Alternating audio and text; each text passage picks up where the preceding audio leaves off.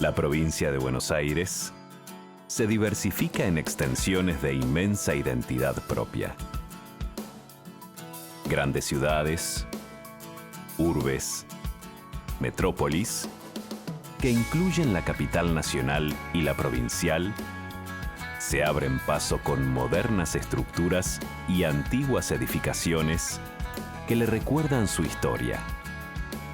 El peso de la arquitectura neocolonial, la influencia inmigrante. Son movimiento constante, fuerza productiva, trabajo, expresión artística, sociedades en debate. Y entre sus límites, también contiene, abarca e incluye decenas de pequeñas ciudades, pueblos, parajes y comunas. Sitios que saben del tránsito por calles de tierra, niños que concurren a la escuela en bicicleta, familias que se reúnen cada tarde en la plaza principal de cada lugar. Puntos de estructura urbana un tanto más pequeña, pero que conforman el todo de una de las provincias más importantes del país. Aportan trabajo, materias primas, espacios socioculturales de interés masivo. Cuentan con escenarios geográficos un tanto diversos. Campos, ríos, lagunas, sierras y mar. Visitaremos hoy 4 localidades que forman parte de ese gran todo bonaerense. Una especie de muestrario casi caprichoso de particularidades y similitudes que conforman lo que geopolíticamente llamamos provincia. La Plata, Chascomús, Balcarce y Mar del Plata serán las protagonistas de esta hora de Hecho en Argentina.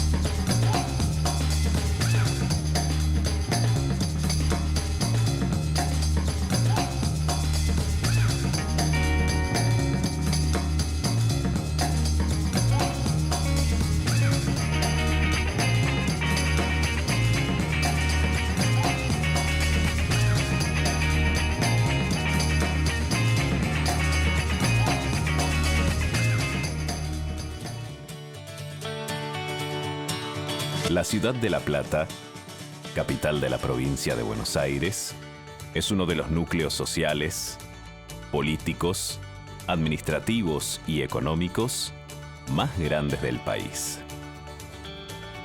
La ciudad de las diagonales, de los tilos y los estudiantes, cuenta también con uno de los clásicos deportivos futbolísticos más populares de la Argentina.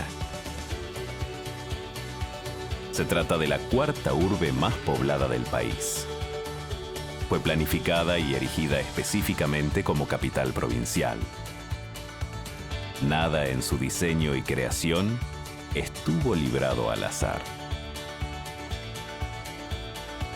El por entonces gobernador de la provincia, Dardo Rocha, la fundó oficialmente el 19 de noviembre de 1882. Y su construcción fue documentada en fotografías por Tomás Bradley.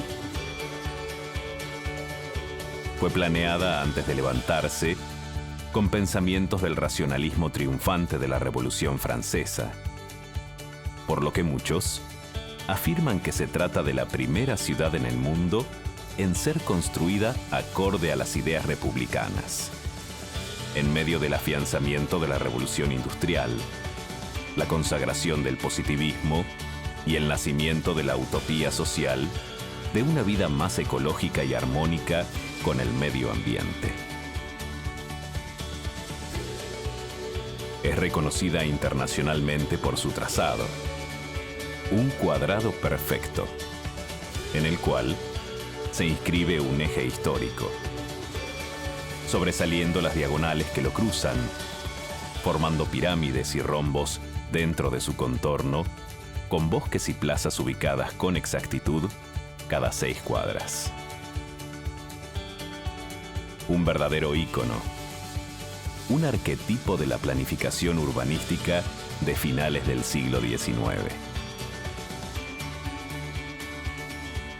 Dentro de su armonioso diseño, resalta la convergencia de 2 de sus diagonales más importantes, la 73 y la 74, que atraviesan la ciudad de este a oeste y de norte a sur para coincidir en la Plaza Moreno, en cuyo centro se encuentra la piedra fundamental de la ciudad. La relevancia otorgada a los espacios verdes es primordial. Cada 6 calles hay una avenida, y en la intersección de cada una de estas emerge una plaza o parque, interconectado a su vez por diagonales. Un verdadero diseño de tablero. Sobre el borde nordeste se emplaza el mayor espacio verde llamado Paseo del Bosque, un lugar público que contiene a su vez diferentes entidades de interés general. Luce un lago, un anfiteatro, un jardín zoológico y botánico, un observatorio astronómico y el Museo de Ciencias Naturales que visitaremos más adelante.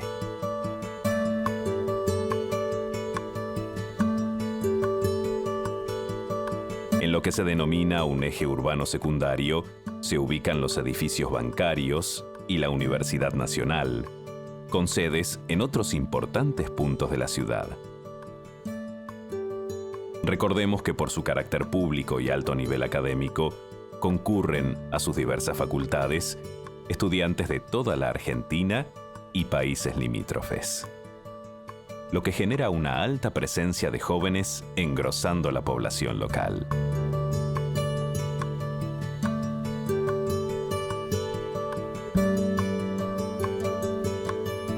En el centro, la Plaza Moreno se erige armoniosa con sus estatuas y ornamentación representativa. Y frente a ella, se emplazan de un lado el Palacio Municipal y del otro, uno de los edificios más emblemáticos de la religión católica, la majestuosa catedral. Este es uno de los santuarios más grandes de Latinoamérica. Su diseño estuvo inspirado en las catedrales de Amiens, Francia, y la de Colonia, Alemania. De estilo neogótico, su piedra fundacional fue colocada en 1884.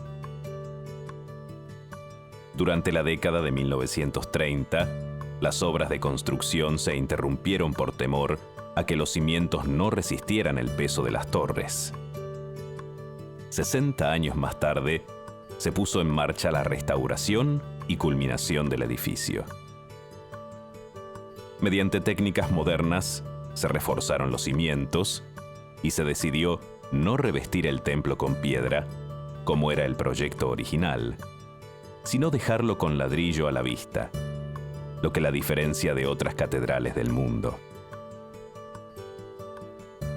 En su interior, resaltan 7.000 metros cuadrados de techo trabajado, casi 100 ventanales, más de 30 vitrales de origen francés y alemán, confesionarios de roble, innumerables tallas de madera y obras de arte cristiano.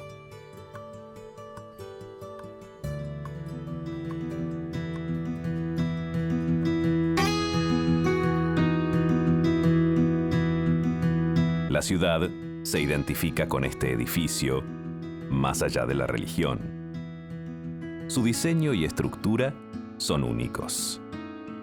Sus torres, de más de 100 metros de altura, la ubican en el 5º lugar de las construcciones más altas de América.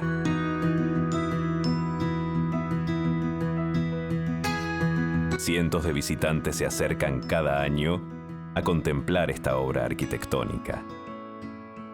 En su cripta se encuentra el sepulcro del fundador de la ciudad, Dardo Rocha, y su esposa.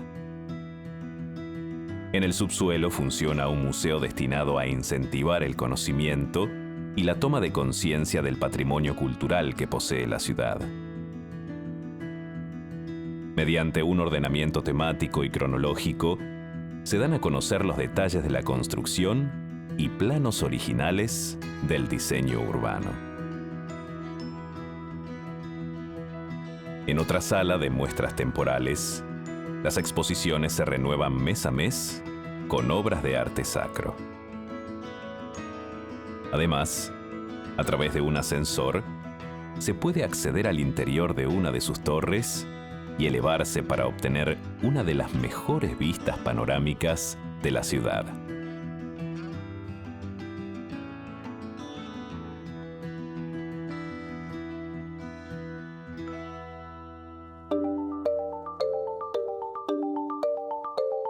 Uno de los edificios considerados fundacionales de la ciudad es el Museo de Ciencias Naturales.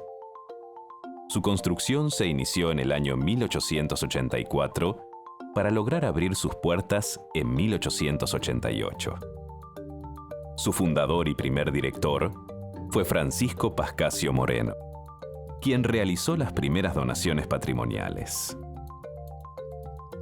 Inicialmente, el museo se destinó para el montaje de exhibiciones de historia natural, antropología, arqueología y bellas artes, como una forma de contribuir a la educación general de todos los habitantes. Y además, se planificaban desde él expediciones hacia el interior del país, con el doble propósito de contar con colecciones de estudio e identificar recursos naturales. Luego, se crearon las 5 secciones principales con las que cuenta actualmente: antropología, geología, zoología, paleontología y botánica.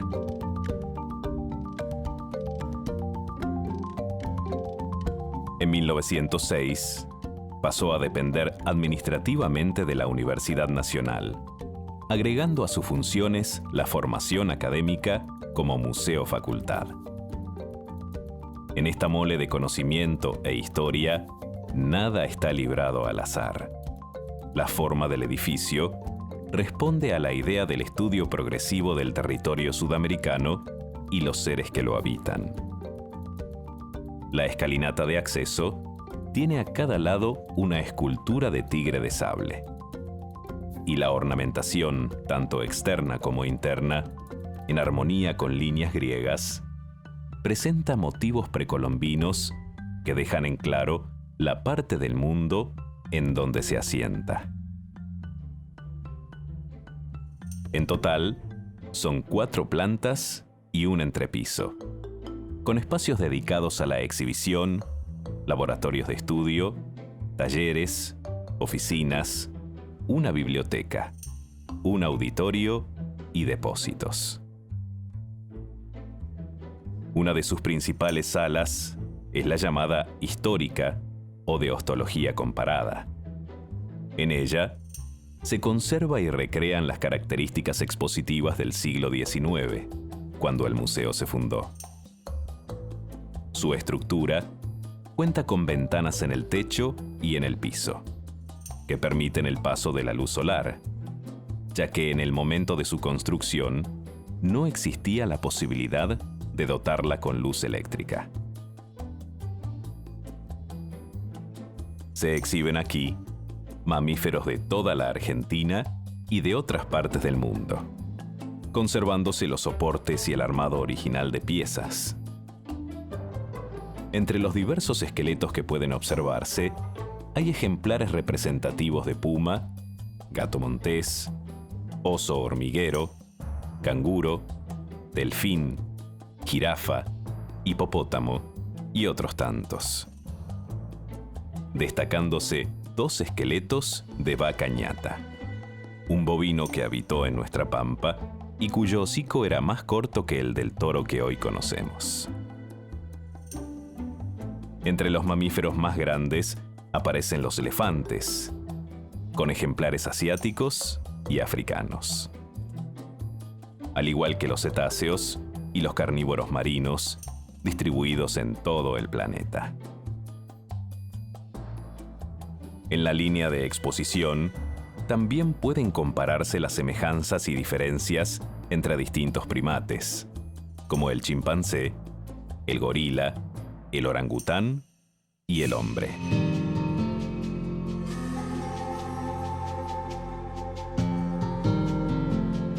En la sala de zoología invertebrados, se presentan los organismos que no tienen esqueleto óseo.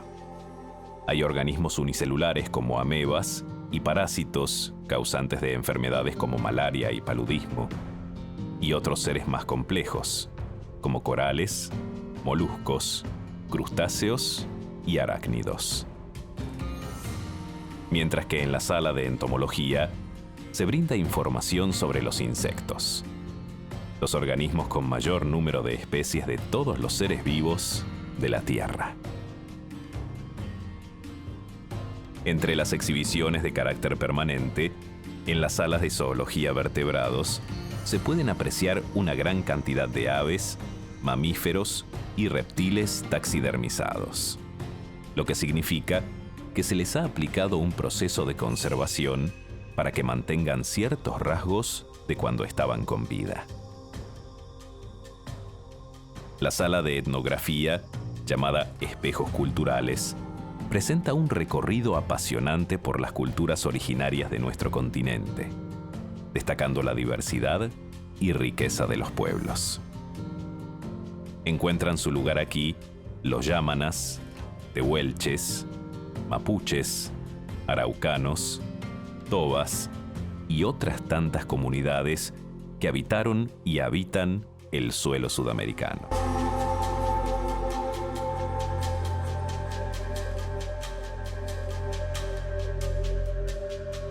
La sala egipcia es altamente llamativa.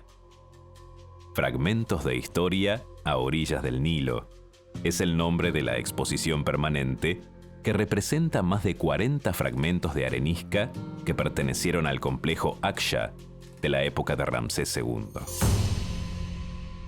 Todos objetos originales que fueron donados por el gobierno sudanés y cuyas piezas conservan inscripciones jeroglíficas de la época.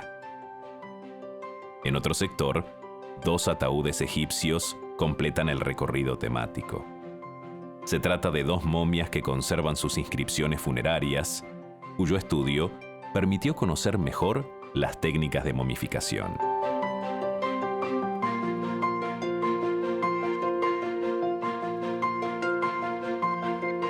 La muestra, destinada a contar la arqueología latinoamericana, aporta conocimiento de un pasado no occidental más allá de la colonización europea. Un complejo recorrido por las diversas civilizaciones prehispánicas, con especial énfasis en el territorio argentino.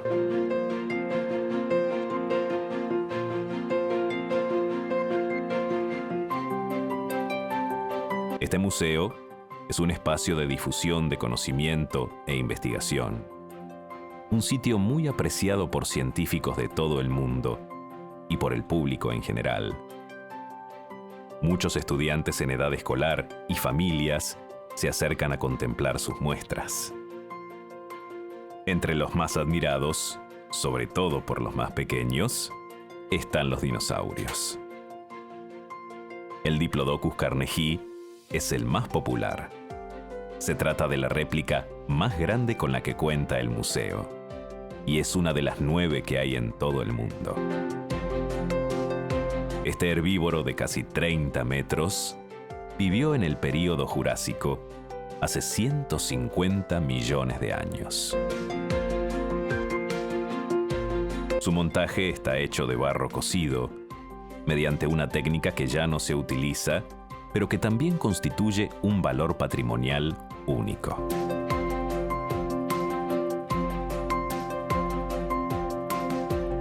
Entre lo más destacable de la institución, el trabajo que realizan los científicos es sobresaliente. Una tarea que generalmente no es muy visible, pero que permite, por ejemplo, el hallazgo de increíbles fósiles y la posterior lectura de cómo era la vida en otros tiempos. Estudian los hábitats, el clima, la conexión entre continentes. Huesos y piezas extraídos cuidadosamente en distintas regiones, incluida la Antártida, son trasladados al museo para que se realice la minuciosa tarea de recrear el pasado, para entender también el presente. Visitar el Museo de la Plata es una experiencia educativa y una aventura. Es adentrarse en otros mundos a través de la recreación y la exhibición detallada de muestras que representan diferentes modos de vida, sociedades y culturas.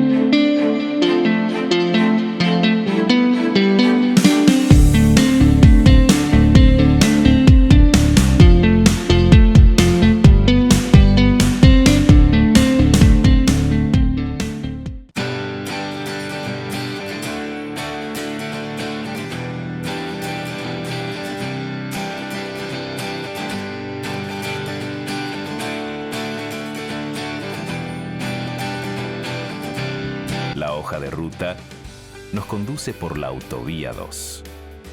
Nuestro próximo destino es la ciudad de Chascomús. Y en esa dirección hay una parada que resulta obligatoria para todos los viajeros. Atalaya es el parador tradicional por excelencia. Un alto, un impulso, un aviso de que arrancaron las vacaciones. Un viaje breve, una visita. Las exquisitas medialunas que allí se elaboran lo popularizaron a nivel nacional.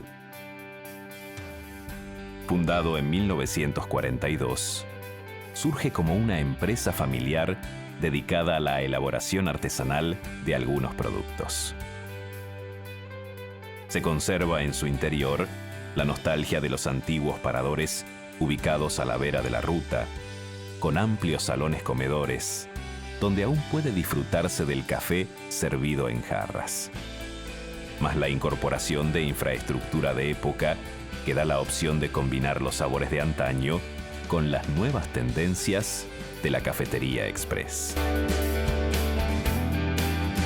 Las medialunas son el principal motivo de cita obligada. Como hace décadas, son horneadas en grandes hornos a leña, siguiendo la misma receta.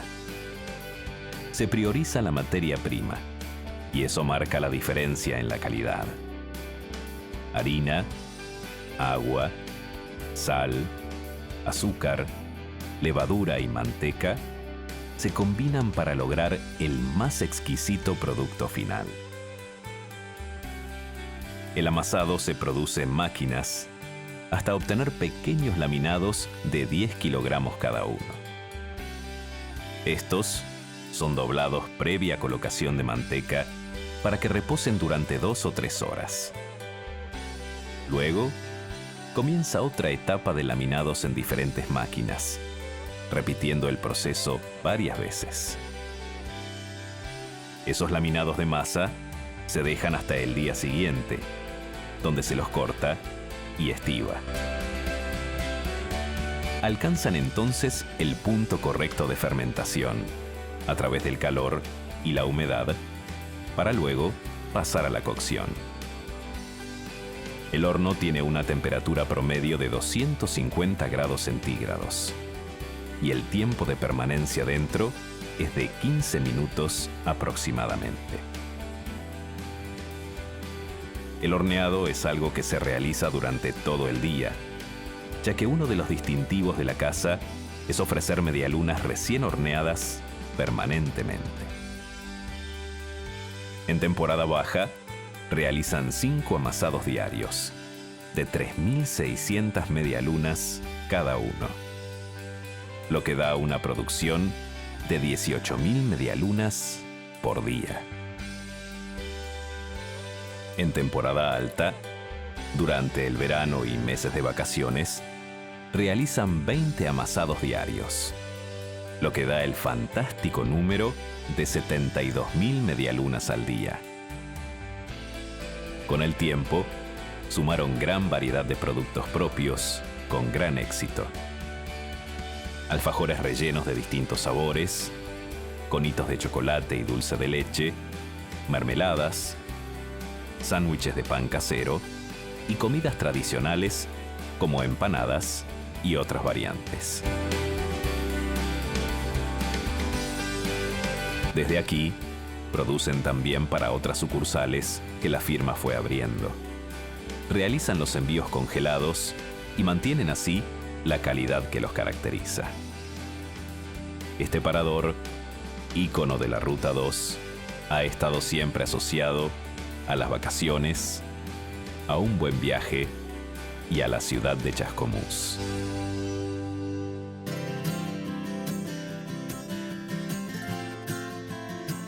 La inmensa laguna es símbolo de la localidad. La representa y la distingue. Forma parte de su estructura geográfica y también de su historia. El término Chascomús deriva justamente del mapudungún, forma dialectal del mapuche o araucano, cuyo significado es agua salada. Una ciudad típica del interior bonaerense, con más de 35.000 habitantes en la actualidad y cuyos orígenes se remontan al siglo XVIII. Con presencia española ya en el país, intentando poblar a través de estancias, se construyó en 1779 el primer fuerte de defensa fronteriza para correr a la población indígena. Se considera ese hecho como piedra fundacional de la ciudad. Aquel fuerte llamado San Juan Bautista de Chascomús cuenta con su réplica hoy en un espacio considerado histórico, lindante a la laguna. Originalmente, constituyó el punto de fundación en el centro de la ciudad, en lo que sería la plaza actual. Un grupo de amigos, para el bicentenario de la localidad, decidió realizar esta réplica en un espacio un poco más retirado del casco urbano. Se trata de un sitio recreativo, histórico y cultural, cuya estructura mantiene las características típicas de las edificaciones de los fortines coloniales. construcciones hechas en adobe y techos de paja rememoran los ranchos de los soldados, la capilla, el mangrullo desde donde se divisaba la llegada de los visitantes y la clásica pulpería. Todo cercado con palos y un foso como protección. El fuerte rememora la vida de los primeros habitantes del pueblo. Se puede visitar todos los días. Hay recorridos guiados programados, se ofrecen caminatas, juegos criollos, música en vivo, exposiciones artísticas permanentes y gastronomía típica, como guisados y carnes a la parrilla y al disco de arado. Un sitio educativo y turístico dentro de un marco natural único.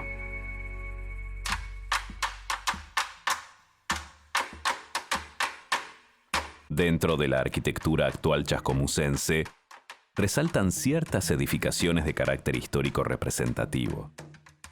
Interesantes puntos que funcionaron como solares en otros tiempos. La Capilla de los Negros es uno de ellos, un hito de la comunidad afro en la Argentina.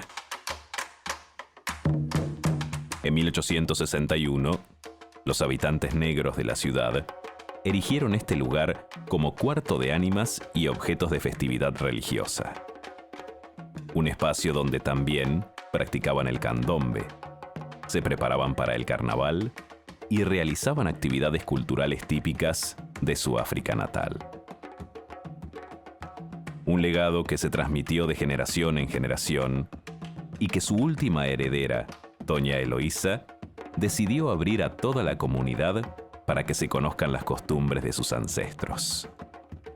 Un espacio que recuerda la historia de la esclavitud y la liberación y que fue nombrado Monumento Histórico Nacional y Sitio de Memoria por parte de la UNESCO.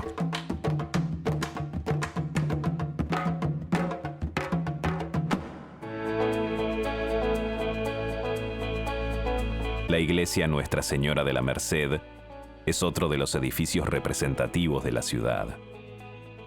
En el año 1832, una comisión de vecinos encargó la realización de los planos para que se construyera en su emplazamiento actual. De estilo postcolonial, mantiene su belleza clásica y nostálgica. Inicialmente fundada como iglesia, en 1980 el entonces Papa Juan Pablo II, al crear la diócesis de Chascomús, la elevó a la categoría de catedral. En un contexto más contemporáneo, pero no por ello de menor peso histórico, puede observarse la casa que perteneció al expresidente Raúl Alfonsín. Ubicado en la zona lindante a la plaza principal, se conserva intacto el hogar del recordado político. Uno de los paseos más clásicos de la ciudad incluye su costanera y la laguna.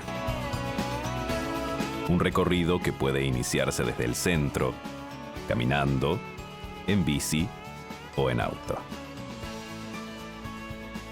Lentamente, se comienza a dejar la parte más poblada atrás. Aparecen cabañas, complejos de alojamiento, clubes de pesca, campings y el hermoso espejo de agua se vuelve cada vez más extenso y de horizonte interminable. En los alrededores se puede descansar, disfrutar del entorno natural, practicar la pesca deportiva o realizar actividades náuticas. Sea el ángulo o punto de vista que se elija, se obtiene una panorámica distinta, una postal representativa de la zona.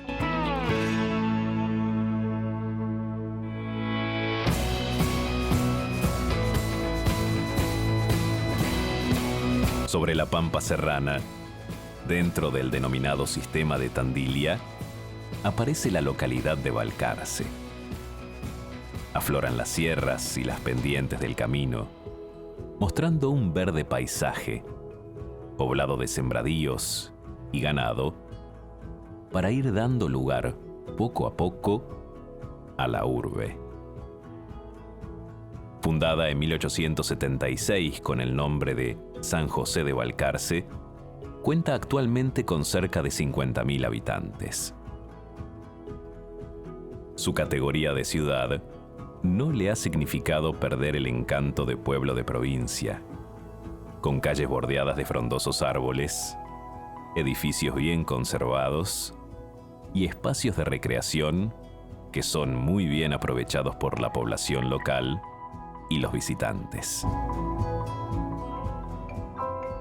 Entre los detalles constitutivos de la identidad balcarceña, la arquitectura resalta en varios puntos emblemáticos.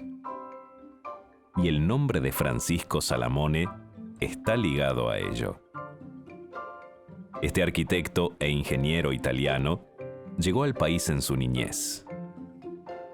De grande, decidió seguir los pasos de su padre en torno a la construcción, y en tan solo 4 años, entre 1936 y 1940, realizó más de 60 edificios en 25 municipios de la provincia de Buenos Aires.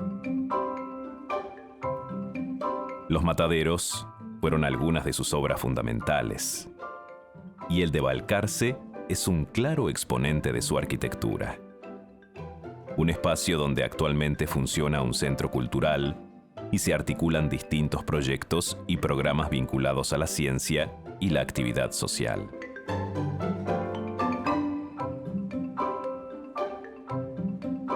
Frente a la Plaza Central, la escuela número 1 también es obra de Salamone. Una rareza, ya que se gestó desde el inicio como lugar educativo, cuando sus fuertes eran los mataderos, municipalidades y cementerios. En el cementerio local, precisamente en el pórtico, puede apreciarse el estilo Art Deco futurista con el sello de su autor. Un modo de construcción que se caracteriza por el uso de los espacios, torres altas, líneas rectas y una gran simetría. Sus obras irrumpieron en diferentes sitios, marcando presencia con su espectacular tamaño y el hormigón armado como protagonista. Grandes moles que pasaron a formar parte del paisaje y se convirtieron en símbolo del arte y el funcionalismo.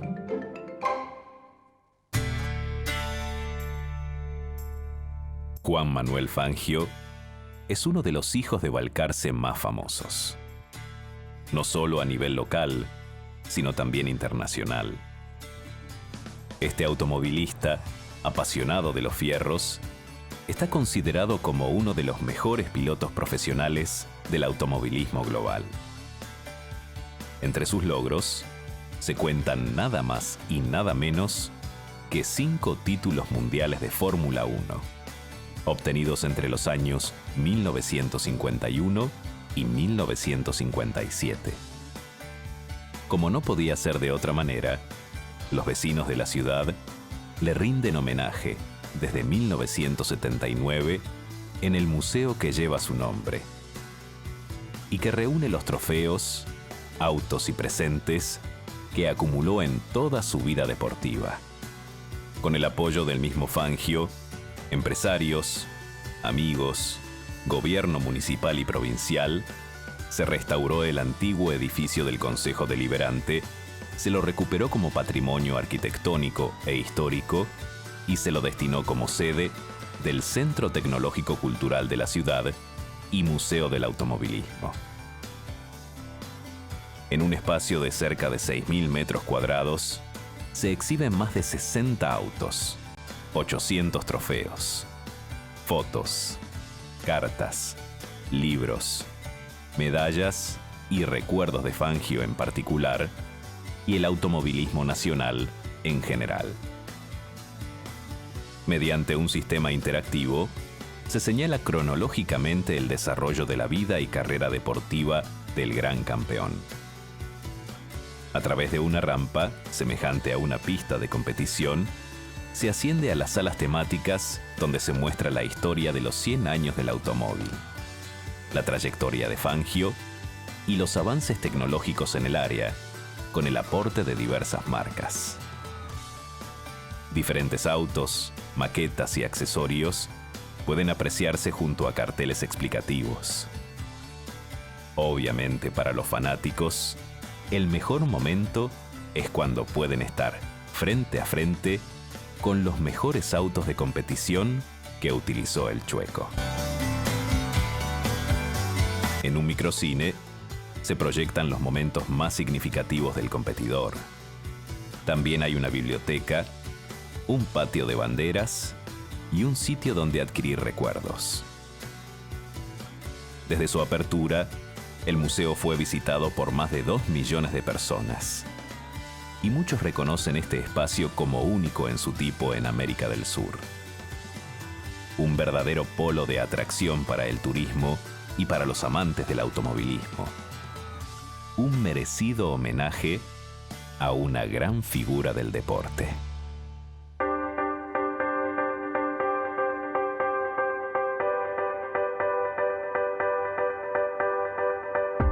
Balcarce, como la gran mayoría del suelo bonaerense, es altamente productivo y su mayor pilar económico es el sector agropecuario.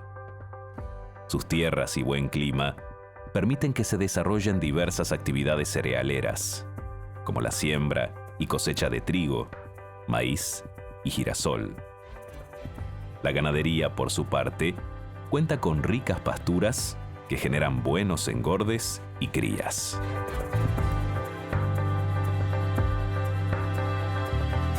Además, esta zona es conocida mundialmente por ser una de las mejores para la producción de papas. Este cultivo ancestral, del cual existen cientos de tipos, encuentra en este suelo las condiciones óptimas para su desarrollo.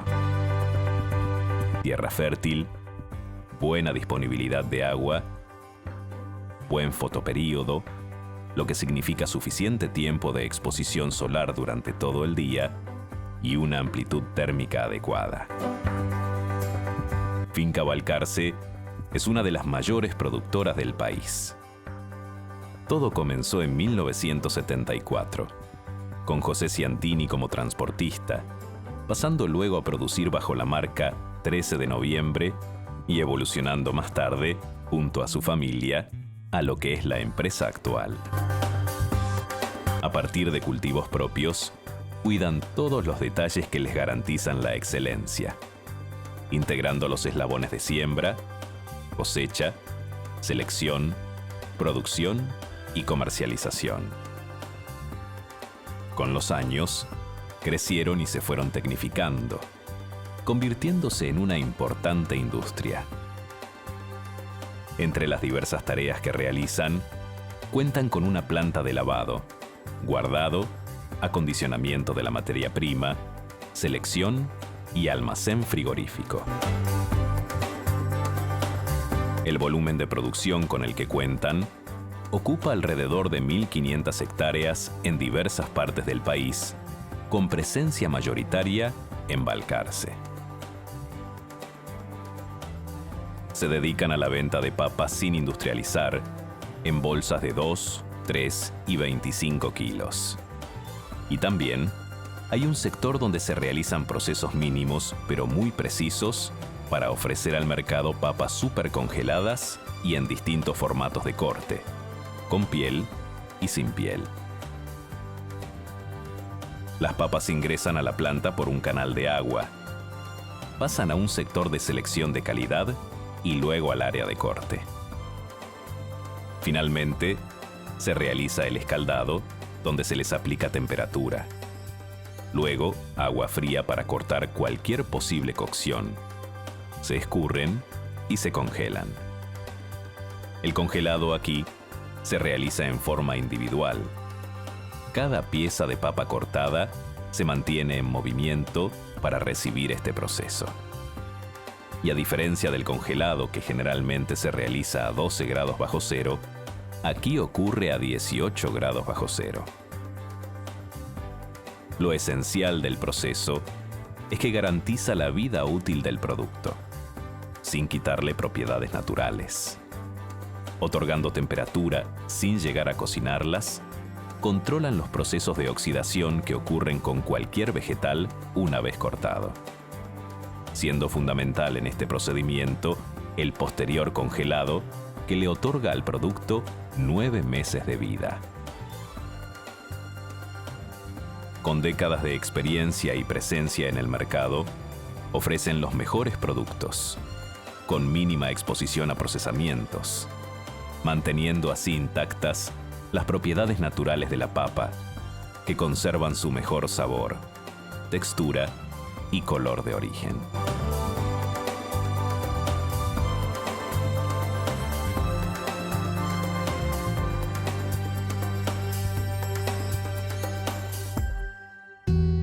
Vamos dejando atrás la geografía serrana y la ruta nos va abriendo paso al aire que proviene desde el mar.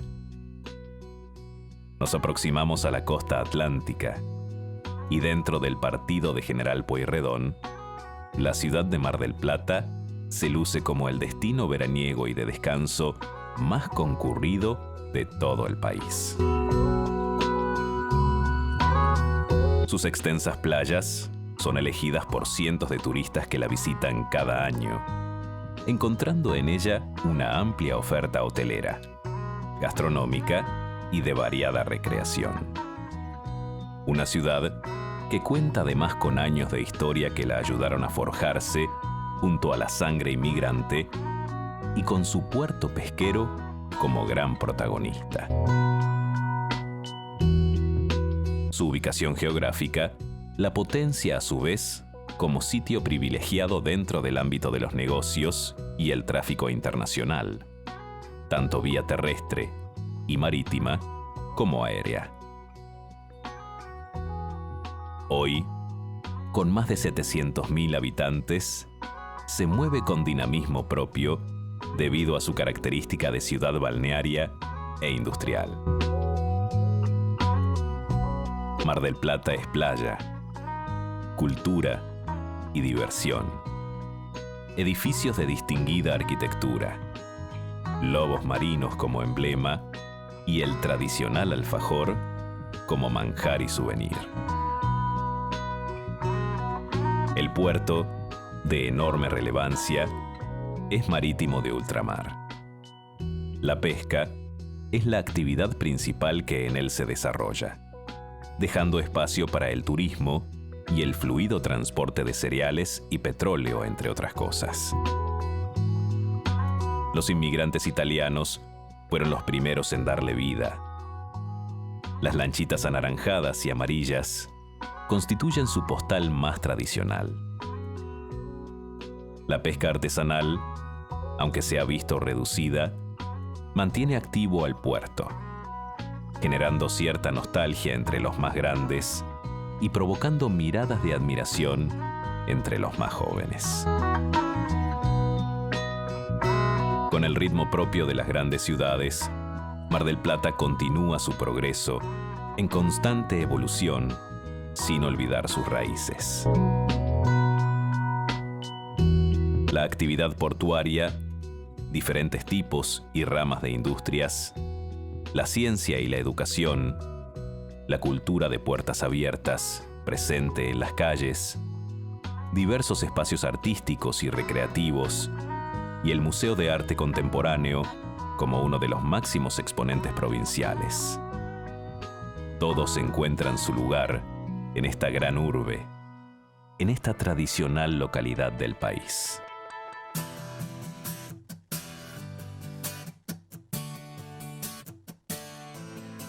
Recorrimos así parte del suelo bonaerense. Conocimos algunas de sus ciudades más emblemáticas y representativas, dejando pendiente visitar muchísimos sitios, lugares y poblados mágicos de la provincia. Descubrimos en la ciudad de La Plata la perfección de la planificación urbana. Vivenciamos la armonía estructural dentro de una gran localidad que brinda cobijo a habitantes de todas partes. Nos internamos en la mística de la emblemática catedral para contemplar el arte arquitectónico estructural, el arte sacro y la historia local. Y conocimos, desde bien adentro, uno de los mayores museos de ciencias naturales de Sudamérica. Un espacio donde la vida se recrea desde otros tiempos.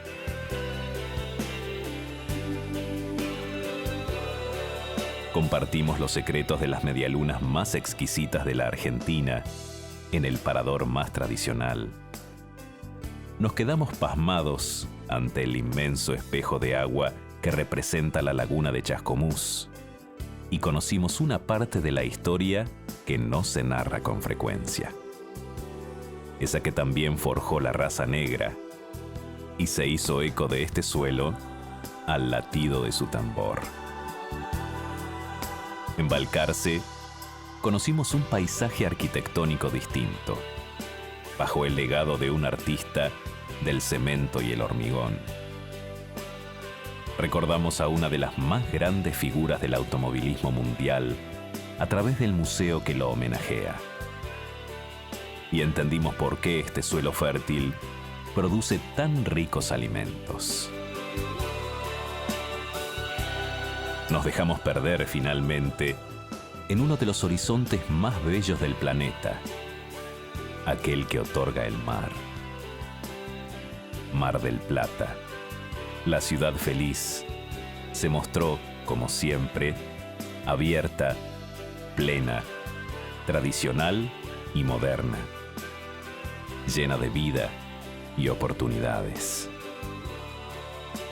Compartimos un muestrario de lo inmensa, variada y rica que es la provincia de Buenos Aires. Nos dejamos llevar, en esta hora, por la diversidad que constituye el todo del territorio.